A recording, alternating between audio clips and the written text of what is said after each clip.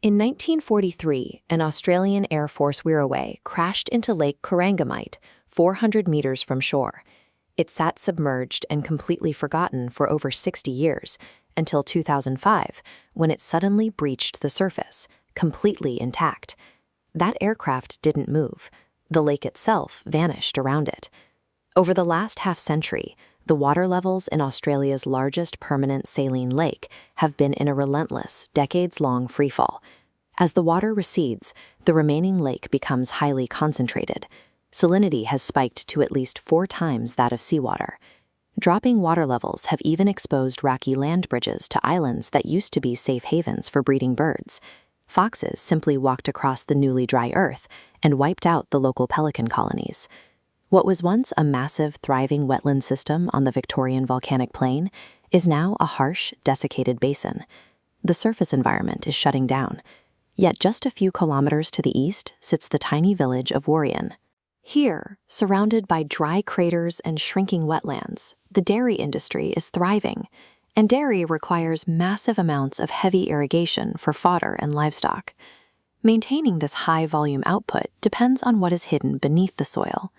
What this region lacks in surface water, it offsets with water pulled from deep underground.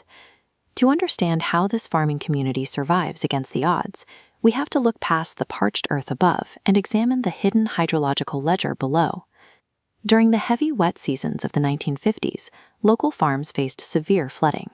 To protect the pastures, engineers diverted the Wodi Yalloak River, a main freshwater inflow, away from Lake Corangamite. This kept the land dry but starved the lake. Cut off from its freshwater source, it has been evaporating and shrinking ever since. With the surface water permanently rerouted and increasingly scarce, those same farms needed a reliable alternative to irrigate their crops. They found it in the basalt aquifer, a thin, highly porous layer of fractured volcanic rock and scoria sitting directly beneath the soil. The engineering fix that saved the region from floods 60 years ago engineered a permanent surface drought. The entire local economy was pushed off the surface and forced to rely on a hidden, subterranean water supply.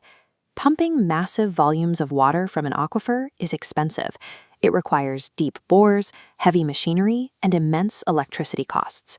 Over the years, the sheer financial weight of this infrastructure has driven out many small family farms, allowing massive corporate dairy operations to buy up the land and consolidate the water rights. The push for ultimate irrigation efficiency has even reshaped the physical geography. Some of these large-scale enterprises have bulldozed and sold off the region's historic 19th-century stone walls, clearing the way for massive, unobstructed irrigation runs. With giant industrial farms drawing millions of liters from the volcanic rock every year, the risk is rapid depletion. The survival of the entire town depends on whether these dairies are pumping the Warrion aquifer dry. To monitor that risk, Southern Rural Water maintains a strict groundwater management plan over the area. They tightly cap the amount of water that can be legally extracted and monitor the aquifer's health year-round. This is a chart showing groundwater levels in the Warrion observation bores over several years. Despite the aggressive agricultural output above, the data shows a clear trend of stability. Thanks to heavily enforced metering and periodic rain recharge, the aquifer is holding remarkably steady. These green pastures operate as a highly engineered, strictly monitored life support system. Warrion sits within this massive hydrological balancing act, a town of roughly 200 people on a dry, unforgiving volcanic plain. They live right on the edge of the shrinking lakes and the expanding corporate megafarms. As corporate consolidation reduces the number of small family farms, the remaining community faces new pressures. The historic West Warrion Cricket Club was recently targeted by thieves twice in a single year, a blow to a town already navigating a declining rural population. But the locals maintain a fierce grip on their history. Even amidst violent windstorms, crowds recently packed into the town hall to celebrate the 113th annual Warrion Flower Show, refusing to let the weather or shifting economics cancel their traditions. As the landscape flattens into giant corporate plots, the social fabric of the town stretches tight. Yet the community continuously fights to keep its identity alive. That deep local pride is tied directly to the water beneath their feet. The West Warrion Cricket Club is famous across Victoria for its pristine, high-quality turf wicket.